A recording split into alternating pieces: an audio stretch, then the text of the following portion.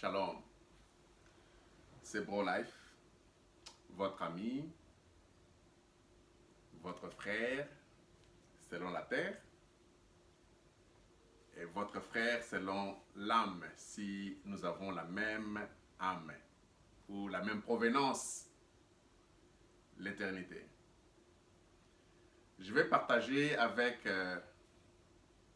ceux qui croient comme moi, dont je crois comme eux, de la famille éternelle, à propos du mystère de Marie, la deuxième Ève, vis-à-vis du serpent.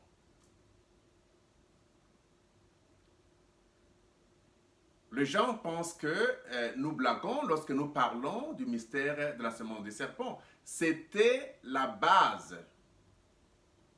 C'était la base de toutes choses. Sans les serpents, on ne pouvait pas connaître ce monde ici. Sans le serpent, on ne pouvait pas avoir ses habits. Sans le serpent, on ne pouvait pas avoir les enfants comme nous les avons aujourd'hui. Sans les serpents, on ne pouvait pas avoir de bâtiments, l'électricité, montres. Sans le serpent, on ne pouvait pas connaître de maladies ou la mort. Sans le serpent, on ne pouvait pas connaître toutes ces choses-là.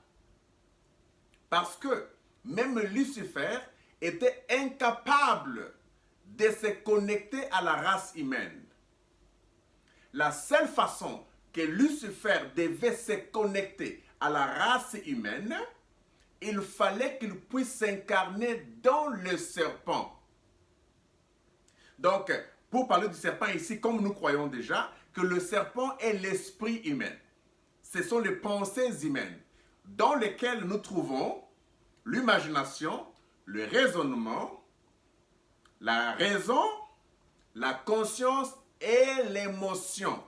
Ce sont les 5 sens qui constituent le serpent. Le serpent, c'est un corps, c'est une personne, mais qui n'est pas une personne à ses éléments chimiques. C'est une personne comme les ondes.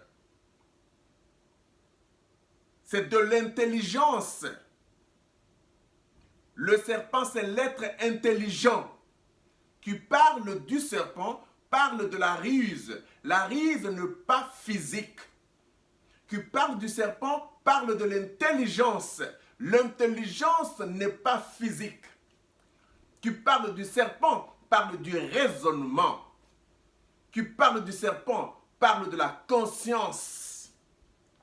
Qui parle du serpent, parle de l'imagination. C'est un être spirituel. Et sans le serpent, Satan ne pouvait pas attaquer la race humaine. Parce que la seule personne qui était plus proche de la race humaine, c'était l'esprit humain. L'esprit humain, c'était ça l'arbre de la mort qui était lié à l'homme. C'est pourquoi frère Branham avait raison de dire que la femme était l'arbre de la mort. Quand il parle de la femme comme étant arbre de la mort, il ne parlait pas de la femme physique, la femme d'Ève. Il parlait de l'esprit humain ou de la pensée humaine qu'avait la femme. Voilà pourquoi Satan tenta Ève dans sa pensée humaine. C'est dans la pensée que Ève avait conçu. Et frère Branham a dit que dans la pensée de la matrice de sa pensée, c'est là où elle avait conçu. Donc c'est là où Satan l'avait tenté, dans les raisonnements. Voilà pourquoi on dit que Ève avait raisonné. Nous parlons de Marie aujourd'hui. Mais avant de parler de la deuxième Ève, qui était la Marie, mère de Jésus, bien que nous savons que Jésus n'avait pas de mère, mais c'est le corps dans lequel Jésus était sorti. Parce que Jésus était l'ovule et le germe de Dieu créé en Marie. Maintenant, nous comprenons que frère Branham avait raison de dire qu'il est pratiquement impossible que les non prédestinés puissent comprendre le mystère de la sémence du serpent? Parce que la sémence du serpent était une révélation. C'était un mystère. Quand on parle du mystère, ça dit que c'est quelque chose qui était caché. Quelque chose qui est caché, c'est quelque chose qui n'est pas visible par rapport à nous les humains comme ça. On ne peut pas les voir avec nos yeux. Sinon, la sémence du serpent, si elle était littérale, comme les corps comme ça, on pouvait le voir. Mais ce que nous voyons aujourd'hui, c'est la manifestation de la semence du serpent qui a parcouru les âges, comme la semence de Dieu a parcouru les âges jusqu'à se manifester dans la chair humaine. La question est simple. En Éden, il n'y avait que deux arbres. L'arbre de la vie et l'arbre de la mort. Et le message explique très bien que l'arbre de la vie, c'était Jésus-Christ. C'était la parole, les logos. Et l'arbre de la mort, c'était la femme. Mais alors, qui était Adam? N'est-ce pas Adam aussi était un arbre? Parce qu'Adam n'était pas Jésus. S'il y avait aussi un serpent littéral, n'est-ce pas, il devait aussi être un arbre? Donc, selon la compréhension de religieux, ils veulent tout simplement nous faire croire qu'il y avait 4 personnes en Éden. C'est-à-dire, l'arbre de la vie, qui était Jésus, l'arbre de la mort, qui était Ève, Adam et le serpent. C'est-à-dire 4 personnes. Cette croyance-là, c'est une croyance religieuse. Voilà pourquoi la semence du serpent était une révélation. Et frère Branham est clair, il dit que pour recevoir la révélation, vous devez être prédestiné, être un élu, être concerné. Il est pratiquement impossible que nous ayons la même conception, la même croyance que tous les religieux pentecôtistes et du message pentecôtiste qui croient que la semence du serpent, c'était un géant, un homme avec le muscle, beau garçon géant et tout ça, qui est venu coucher avec Ève littéralement. C'est une compréhension littérale. Quelqu'un viendra me dire, mais frère Branham m'a dit ça ici. Souvenez-vous que frère Branham dit qu'il croyait que lorsque nous irons au ciel, nous serons comme des nuages, non? Quand il a parlé de ça, les gens ont cru à cela, ils sont même morts avec cette croyance. Pour croire que lorsque nous irons au ciel, après la mort, nous sommes comme des nuages. Mais c'est par après que le Saint-Esprit est venu le révéler, dit que non, non, non, non. Quand nous mourons dans ce corps ici, nous portons un autre corps qu'on appelle la théophanie. Il a compris par après que non, non, quand nous mourons, nous ne sommes pas comme des nuages, mais au contraire, nous sommes des corps angéliques. Vous voyez que les prophètes pouvaient toujours avoir une pensée qui était contraire à la vraie pensée. Parce qu'un prophète a une partie humaine et une partie spirituelle. Il vit dans deux mondes. Il vit dans le monde humain et le monde spirituel. Alors, à des moments, il peut avoir un langage charnel et à des moments aussi avoir un langage spirituel pour confondre les gens, afin que ceux qui sont spirituels puissent saisir seulement le langage spirituel et ceux qui sont charnels vont saisir le langage charnel. Voilà pourquoi les prophètes étaient toujours les noirs et le blanc selon les âges de l'Église. Ok? Voilà. Maintenant, vous comprendrez un mystère ici. Que du premier Adam est sortie la première Ève. Mais, ici, quand nous parlons de la Marie, on voit que Marie, la mère de Jésus, qui était le deuxième Adam, nous trouvons que la deuxième Ève, parce que frère Branham dit que Marie était la deuxième Ève, nous trouvons que ici, de la deuxième Ève est sorti le deuxième Adam.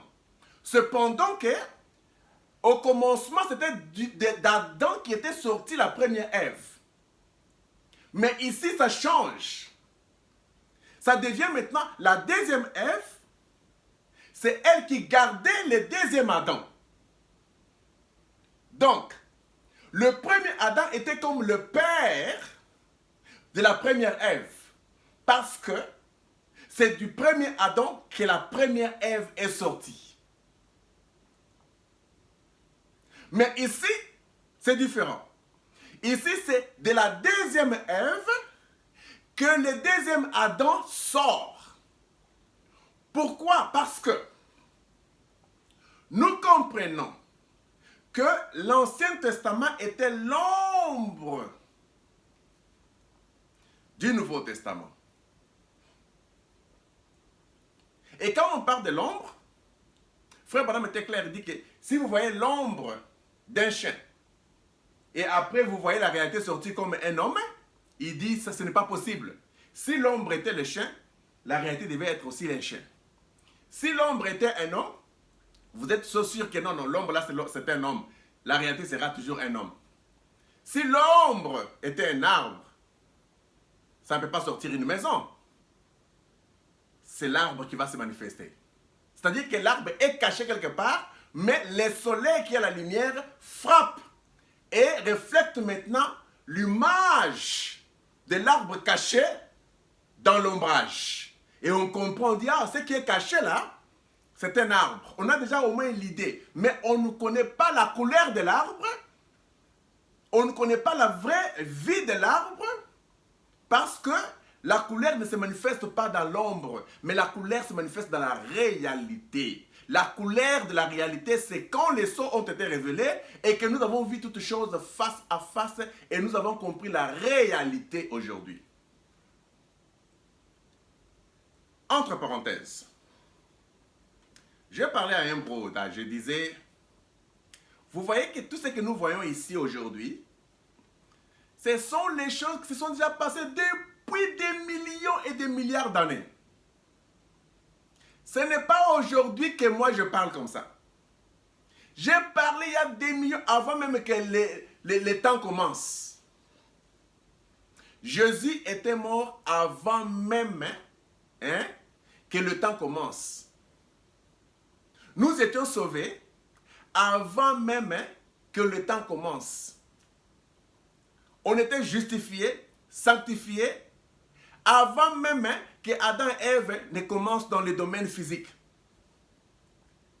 C'est que Dieu a prédestiné d'avance. Il les a justifiés. C'est là dont il a justifié. Il les a glorifiés. Donc, quand on parle de la glorification, pour avoir de nouvelles terres, cela a existé avant la fondation du monde. Tout était déjà terminé. Le jugement a eu lieu avant la fondation du monde. Satan a été jugé dans la conférence éternelle, dans la pensée éternelle, avant même qu'il n'existât. Les anges de Chi ont été jugés avant la fondation du monde, dans la pensée éternelle qui était la conférence de Zélie, avant même qu'ils existèrent. Mais seulement comme je vous avais expliqué une fois, j'avais dit ceci. Vous voyez sur la terre ici, pour que la lumière quitte sur la terre ici, pour arriver dans la ligne, ça fait une seconde. Et la distance d'ici jusque dans la ligne là, c'est 300 000 km par seconde. Quand je dis allô, toi dans la ligne là, tu entends directement ma voix. Donc la voix traverse des kilomètres et des kilomètres, 300 000 km par seconde. Maintenant, on dit que la même voix là, pour quitter ici sur la terre ici et arriver dans le soleil, ça fait 8 minutes. Et 8 minutes est au-delà de 400 quelque chose secondes. C'est-à-dire quand je dis seulement allô, pour quelqu'un qui est dans le soleil, il va attendre 8 minutes pour qu'il entende le mot allô. C'est-à-dire, j'ai dit allô depuis longtemps. Il y a 8 minutes passées. Quand lui reçoit allô là, c'est-à-dire qu'il le reçoit après 8 minutes. Mais j'avais déjà parlé avant. S'il regardait la vidéo, si je bouge comme ça, pour qu'il puisse voir mon mouvement, il doit attendre 8 minutes pour voir mon mouvement. Mais mon mouvement était déjà fait 8 minutes avant. Maintenant, on dit, pour que maintenant une voix puisse arriver dans une planète proche, comme la planète peut-être Mars, ou l'une des planètes qui est un peu proche ici, on dit ça fait 920 mois pour que la voix arrive. Vous comptez 1, 2, 3, 4, 920 mois pour que la voix arrive, pour que mon mouvement arrive. Mais ce mouvement-là est arrivé à 8 minutes dans le soleil, à quelques minutes dans une autre planète, à quelques minutes, ainsi de suite. C'est-à-dire que le mouvement que j'ai fait là, elle est toujours en train de faire ce qu'on appelle la transmission. Ils sont en train de transmettre ces images d'après les différentes dimensions. La dimension qui est plus loin là, elle reçoit après 920 mois. Mais la dimension dans la Lune reçoit immédiatement après 1 seconde. Mais la dimension dans le Soleil reçoit ma voix après 8 minutes. Il y aura une autre dimension qui recevra après 1000 ans. Mais est-ce que quand ils reçoivent Feli à l'eau là, ou bien le mouvement de Feli, est-ce que c'est à ce moment-là que Feli avait bougé? Non. Feli Life avait bougé il y a 1000 ans passés. Voilà la réalité. Ce qui arrive après 1000 ans là, ça arrive et Bro Life n'existe même plus. Parce que dans 1000 ans, il serait peut-être déjà mort, peut-être à 101 ans. Vous comprenez?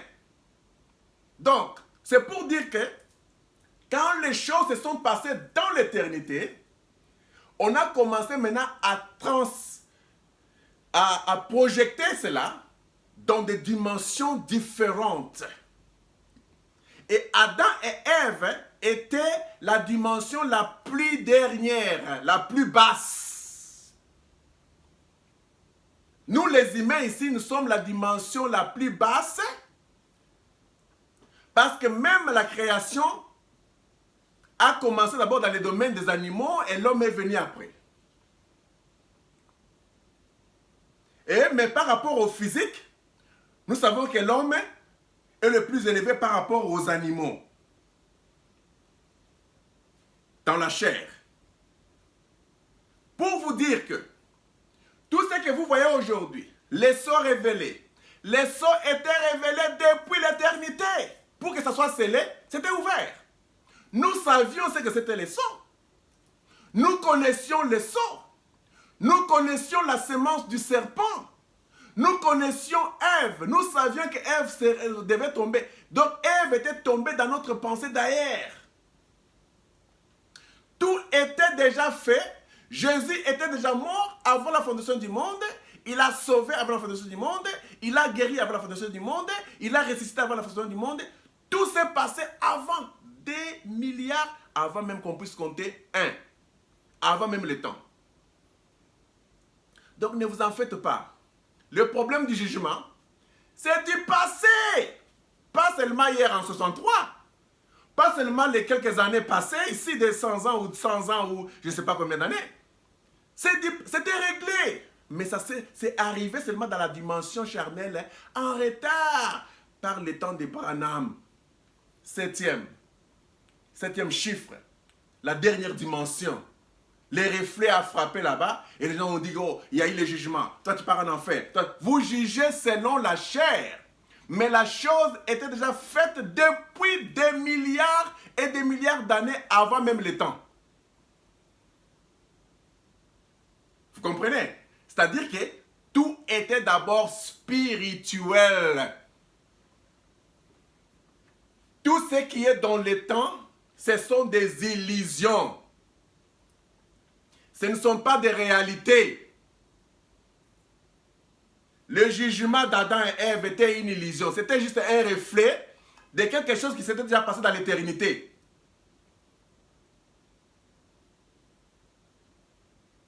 Tu vois? Les Adam et Ève, les Moïse, tous ces gens là-bas, Jésus-Christ qui est venu, c'était l'ombre de l'ombre. cela, c'était seulement des illusions. Parce que vous ne pouvez pas combattre l'ombre. Même si vous tirez sur l'ombre, même si vous jetez l'eau sur l'ombre, l'ombre ne peut pas se mouiller. L'ombre ne peut pas mourir. L'ombre, c'est une illusion. C'est une illusion de la réalité. Voilà ce que j'aimerais que vous puissiez comprendre.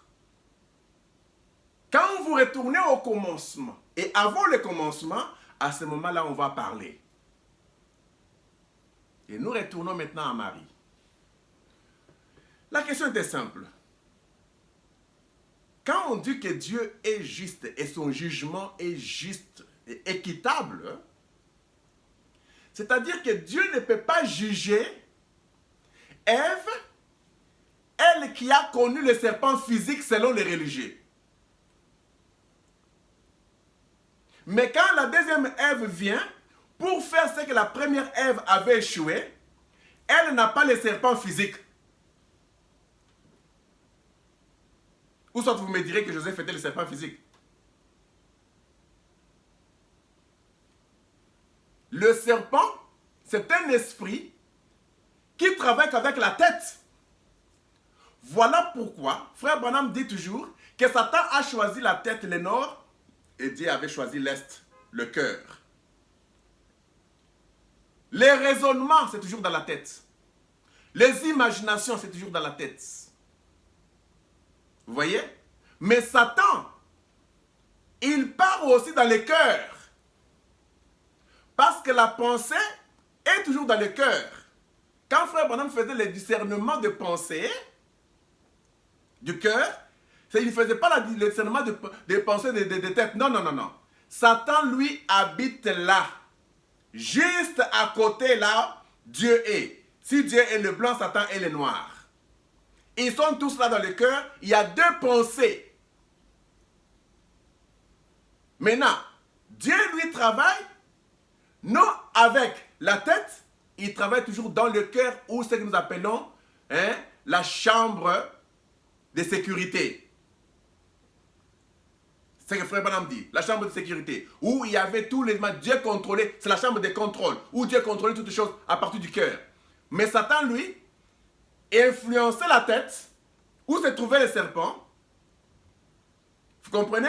Pour utiliser la tête au lieu d'utiliser le cœur, parce que le propriétaire du cœur, c'est Dieu. Satan, lui, utilisait la tête au lieu d'utiliser le cœur. Voilà pourquoi Satan était toujours dans la tête. Le raisonnement. C'est pourquoi Ève avait raisonné à propos de la parole. Les gens tombent à cause du raisonnement. Le sentiment et les émotions. Frère Branham dit que c'est loin de la parole. Et si Ève avait connu le serpent physique, l'homme géant, il fallait qu'on puisse voir maintenant l'ombre de l'ombre. Il fallait que Ève, la première Ève, puisse avoir réellement l'homme physique, là, le serpent dont les religieux croient. Et cela devait se refléter exactement de la même façon pour Marie. Parce que Marie était la deuxième Ève. Comment elle, pour qu'elle puisse croire la parole, c'est-à-dire qu'il fallait d'abord que Satan aussi vienne la tenter. Marie était tentée exactement comme Ève fut tentée. Dans le raisonnement. Mais elle n'a pas cédé. Exactement comme Jésus aussi a été tenté dans sa pensée. Donc, Frère Branham dit que Marie venait de l'église. Et à l'église, là où elle venait, on avait prêché sur la femme, la Vierge concevra. Et quand Marie est sortie, elle est en train de partir à la maison, elle a pensé et dit, mais comment une Vierge peut concevoir? Pendant qu'elle s'est posé des questions, sûrement qu'il y a eu une grande bataille jamais livrée dans sa pensée, où Satan commençait à la tenter aussi, dit qu'une Vierge ne peut pas concevoir. Parce que probablement pour qu'une Vierge conçoive, il faut qu'il y ait un homme qui va coucher avec elle. Mais comment vous devez concevoir sans passer par un homme?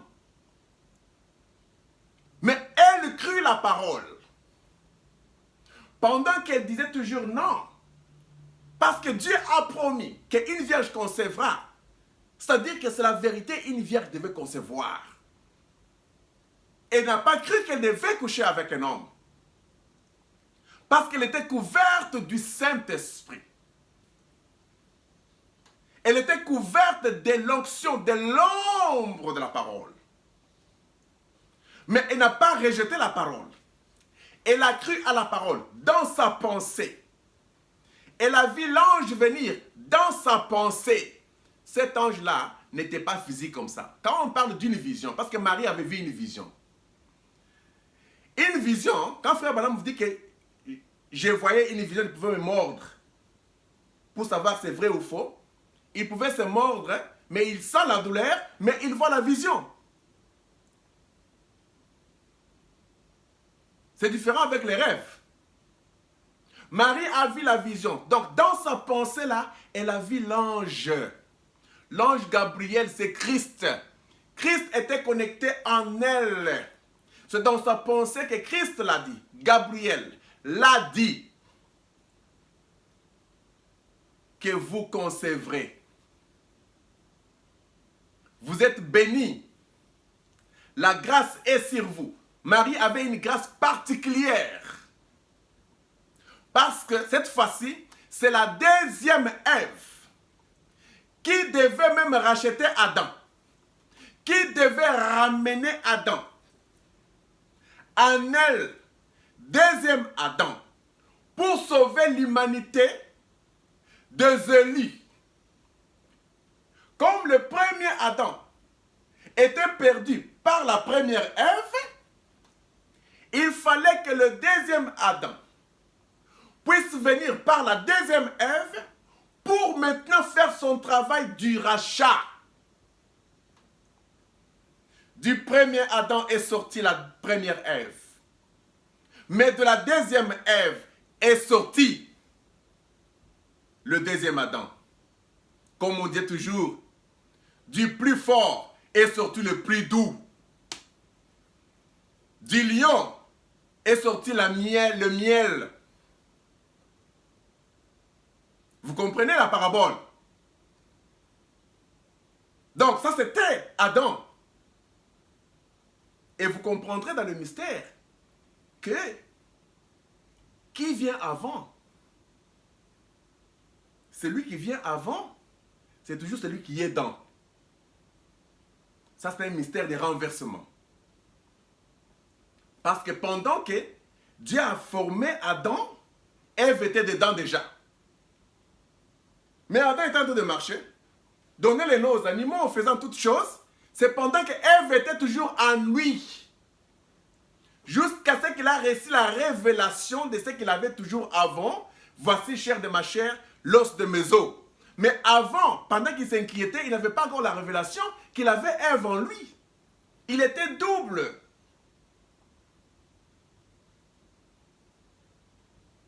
Je crois que Marie, depuis sa naissance, elle gardait toujours la colonne de feu en elle. Parce que Frère Branham dit que le septième messager était le type de Marie. Or, le septième messager gardait la colonne de feu depuis sa naissance. Pourquoi? Parce que de lui devait naître Christ encore. Comme de la Marie, deuxième Ève, Christ Jésus était né. De la troisième Ève qui fit le septième messager, la parole était née sur la terre. Au travers du septième messager. Voilà pourquoi il a prêché la douleur de l'enfantement. Douleur de l'enfantement. C'est là où le septième messager avait conçu. Il était enceinte de la parole qui devait naître selon le septième sceau sur la terre. La question se pose. Comment la deuxième Ève et la troisième Ève qui était septième messager, elles n'ont pas eu de serpent physique? On a compris que la deuxième Ève a été tentée dans l'esprit. Parce que même le deuxième Adam était tenté aussi dans l'esprit. Frère Branham dit que Jésus était tenté dans sa pensée. Le serpent ou Satan n'était pas en dehors de lui. Il était en lui. Vous voyez? Maintenant, Satan entra dans la pensée humaine de Jésus, dans son serpent. Parce que Jésus aussi était le serpent humain, le serpent d'airain. Vous comprenez? Il était le serpent d'airain. Et en lui se trouvait l'esprit humain, qui était le serpent, attaché à son corps physique, qui avait le sang de Dieu dans le vin. L'esprit.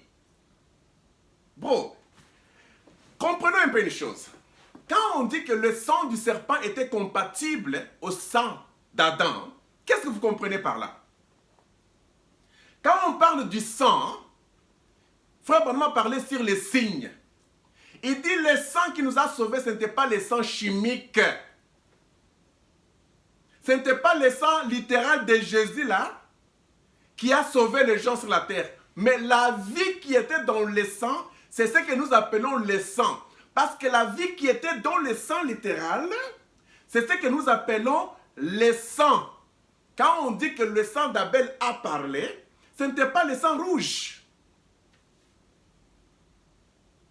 Non.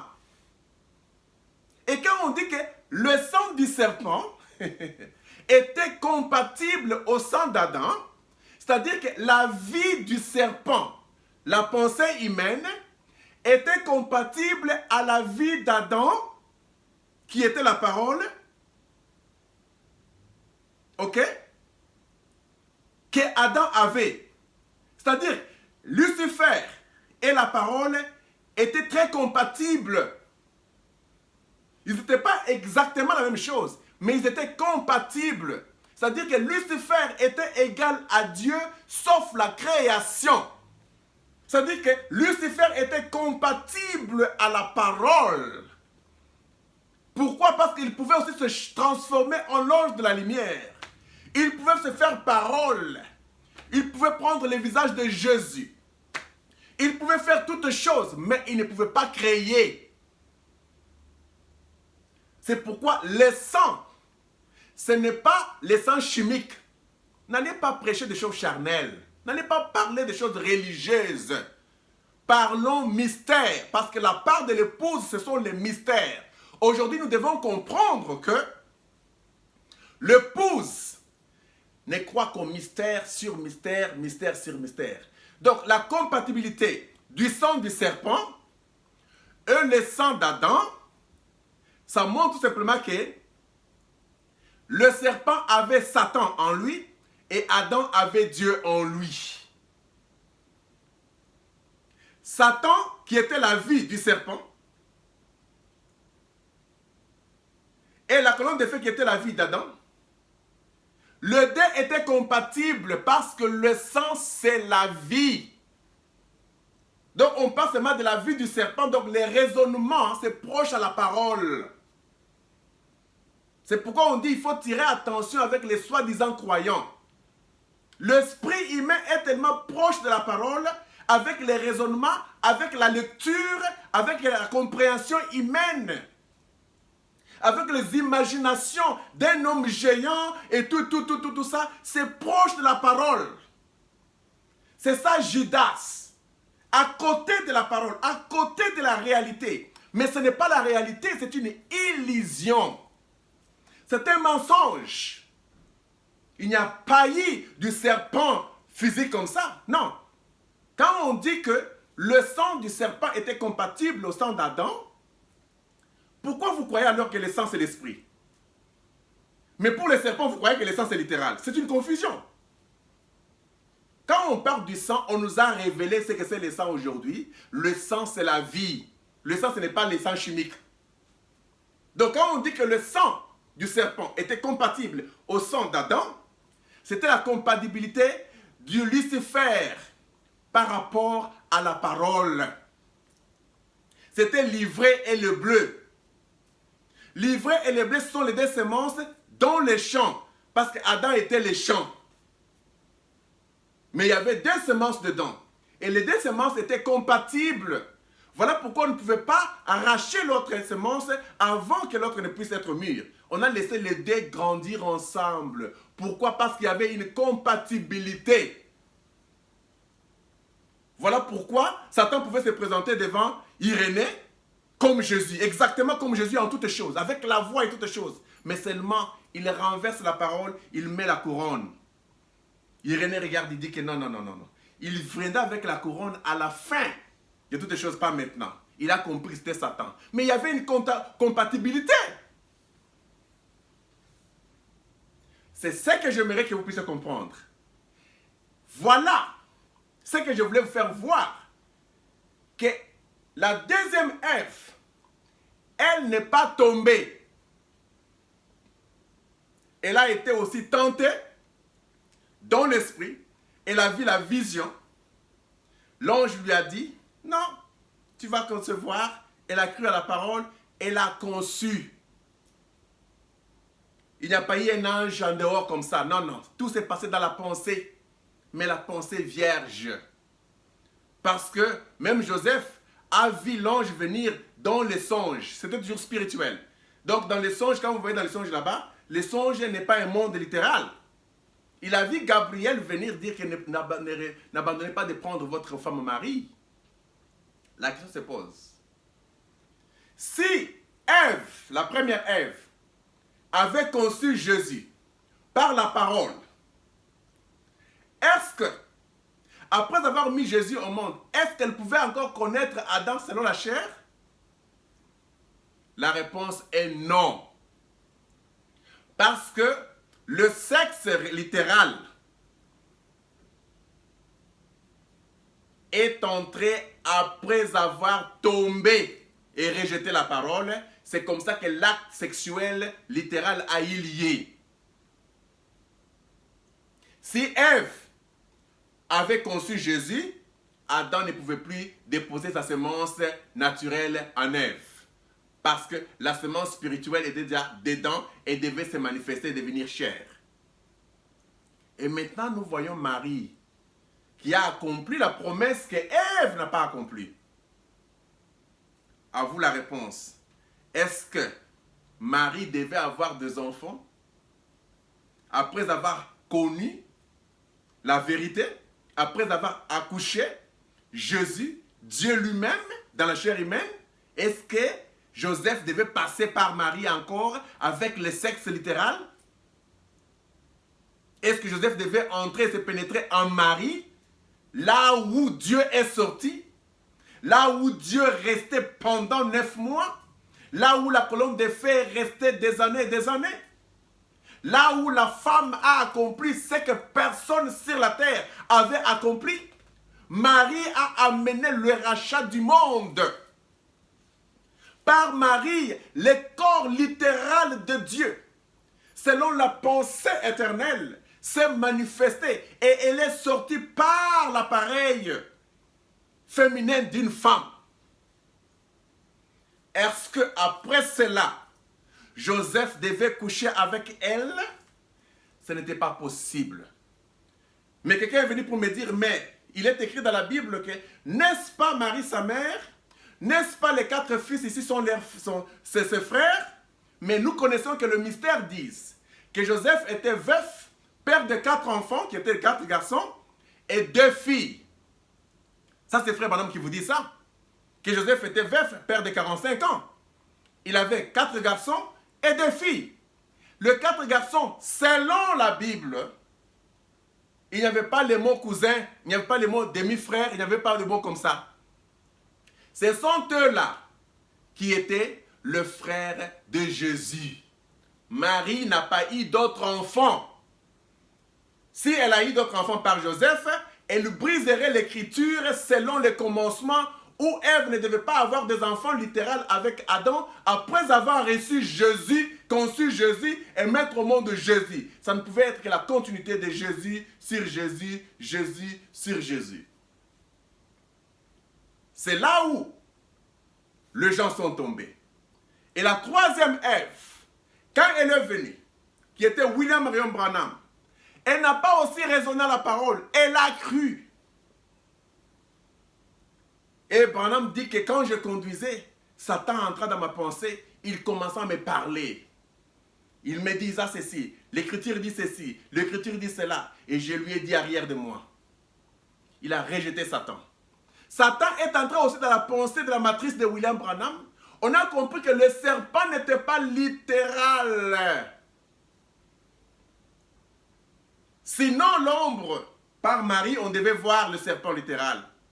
Sinon par William Marion Branham, la troisième Ève, qui ne devait pas tomber, on devait aussi avoir la chose en question. Maintenant, la question se pose. La première Ève est sortie du premier Adam. Le deuxième Adam, lui, est sorti de la deuxième Ève. Vous comprenez directement que le troisième Adam devait sortir directement de la troisième Ève. Parce que s'il y a Adam, on peut comprendre qu'on ne peut pas avoir Ève. Mais il ne peut pas y avoir d'Ève sans Adam. Quand on a vu la deuxième Ève, automatiquement on a compris qu'en elle était caché le deuxième Adam. Et quand on a vu la troisième Ève, qui était aussi spirituelle maintenant, parce que Branham était troisième Ève, pas par rapport à la chair. Il était troisième Ève par rapport à l'esprit. Et c'est par Ève, la troisième Ève, que nous avons reçu Adam. Adam veut dire tirer de la poussière. Donc, la nouvelle terre, c'est ça le troisième Adam. Et la troisième Adam est sorti de la troisième Ève qui a conçu la parole selon Apocalypse 10, où la parole devait naître de nouveau sur la terre. Et cette terre-là, c'est la nouvelle terre. On est à la ville. Je parle comme ça et le reste, vous allez développer. Vous comprendrez que la première Ève n'avait pas de serpent physique. La deuxième Ève n'avait pas de serpent physique. La troisième Ève n'avait pas de serpent physique. Voilà pourquoi frère Branham dit, le monde entier, toute l'humanité vient d'un seul arbre. Il n'y a pas eu deux arbres. Comme quoi, il y a les enfants littéraux du serpent littéral et les enfants littéraux d'Adam littéral, comme s'il y avait deux arbres. Non, il n'y avait qu'un seul arbre. Voilà pourquoi je vous ai envoyé cette citation où frère Branham dit, il y a deux citations d'ailleurs, où frère Branham dit que d'un seul arbre est sortie toute l'humanité. D'un seul homme. Donc l'humanité ici appartient à Adam et Ève. Et comme d'un seul homme tous sont tombés, il est écrit, d'un seul homme aussi tout le monde est sauvé. Comme Adam avait vendu toutes les semences à cause de la séduction morale, à cause de la séduction du raisonnement, en rejetant la parole, ici, le deuxième Adam, lui, quand la tentation du serpent est venue, il n'a pas suivi les raisonnements, il n'a pas suivi les sentiments ou les émotions, il a crié par la parole. Et du deuxième Adam, deuxième arbre, toutes les semences que Adam avait vendues, sauvées, ramenées et rachetées. Voilà, d'un seul homme, tous tombés, d'un seul homme, tous rachetés. Il n'y a pas eu des hommes littéraux en Éden. Non. Voilà pourquoi on dit, l'âme contrôle l'esprit humain et l'esprit humain contrôle la chair. Quand Satan est venu, il a juste déconnecté ce que la parole faisait en contrôlant l'esprit humain pour dire quoi? Que l'homme ne devait pas vivre par les raisonnements et les sentiments et tout ça. L'homme devait vivre par la parole tout simplement. Mais les raisonnements et tout connaissaient toutes les choses parce que le serpent était le plus rusé. Il avait les mahas. Le raisonnement, donc l'esprit humain d'Adam connaissait toutes les choses et il savait que si je couche avec Ève comme ça, il va concevoir. Il connaissait tout ça. Adam connaissait. Voilà pourquoi, quand Ève est tombée, Adam s'est dit que non, non, il faut que je puisse aussi coucher avec elle dans la chair, afin que lorsque je vais tomber avec elle, parce que celui qui a péché, c'est Adam. Ève était séduite. Adam, lui, a péché. Volontairement. Mais il savait qu'il était le fils. Et quand on est venu les racheter, Ève aussi est sortie par lui. Vous comprenez? Pour dire que Adam connaissait le plan de la rédemption. Parce que son serpent était influencé par la parole. Maintenant, ici, il y a eu coupure. Déconnexion où le serpent ne pouvait plus obéir la parole, ne pouvait pas avoir l'influence de la parole parce que tout raisonnement était la parole. Toute imagination était la parole. Parce que vous devez comprendre qu'un jour, je parlerai avec vous pour voir que Dieu a l'imagination, Dieu a les sentiments, Dieu a l'imagination, Dieu a la conscience, Dieu a aussi la mémoire. Ok? Parce que Dieu dit, je me rappellerai. Donc, Dieu a la mémoire. Dieu a eu les sentiments, Dieu a pleuré. Dieu a eu mal, c'est les sentiments. De l'imagination, le monde a été créé. De son imagination, il a créé le monde, il a fait ceci et ainsi de suite. Tout ce que vous voyez comme des étoiles, tout ça, c'est l'imagination de Dieu. Dieu a une conscience. Dieu peut raisonner. Mais son raisonnement, c'est selon la parole. Son imagination, c'est selon la parole. Ses sentiments, c'est selon la parole. Vous comprenez? Voilà pourquoi les serpents, avant que Satan ne puisse s'incarner en lui, c'était un être que Dieu avait en Éden. Il n'y avait pas de problème. Pourquoi? Parce que tout était sous contrôle. Mais quand on a coupé la connexion de la parole vers le serpent tirait son attention à Satan. Lucifer s'est incarné dans le serpent. Quand Lucifer s'est incarné dans le serpent, il a pris le contrôle de l'imagination, il a pris le contrôle de la raison, de la conscience, et de mémoire et toutes ses émotions pour créer son Éden, que nous appelons l'Éden de Satan.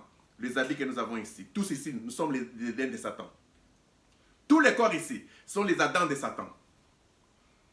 Télévision, les études, les universités, l'éducation, la moralité, tout ça, des maisons, des voitures, des avions, des visas, des maternités, des écoles, des fêtes, des mariages, ça vient de l'Éden de Satan. Vous comprenez ça? Un grand mystère. À vous l'honneur. Et c'était le Pro-Life. Je suis très content de vous parler et de ces mystères ici, nous comprendrons un peu beaucoup et beaucoup. Sachez seulement que tout ce qui se passe aujourd'hui, c'était déjà passé des années, des millions, des millions, des millions. Quand je vous parle aujourd'hui, c'est juste un reflet des choses qui s'étaient déjà passées depuis longtemps. Dans la réalité, je suis déjà mort. Je suis mort dans quel millénaire? Mais l'image vient aujourd'hui, je suis là en train de vous parler, vous dites, bon, là, fait en vie. Un mort! Je ne sais pas dans quel millénaire je suis mort, selon quelle planète. Selon certaines planètes là, déjà mort, j'avais déjà parlé à vous comme ça. Donc, comprenez ce que je voulais vous dire. Ce sont des grandes choses. Voilà pourquoi nous croyons que tout ça aujourd'hui, ce ne sont que des illusions. Ce ne sont pas des réalités. La seule réalité, c'était la révélation de la parole des éternels. Même pas Dieu. Parce que Dieu était aussi l'ombre de la pensée. Une manifestation de la pensée, où la pensée s'était reflétée en Dieu et Dieu a commencé à se manifester. Dieu était l'ombre de la réalité. Et la réalité, c'est l'épouse. La pensée éternelle manifestée dans la chair éternelle. On erre la ville. C'était Pro-Life. A plus. Bye bye.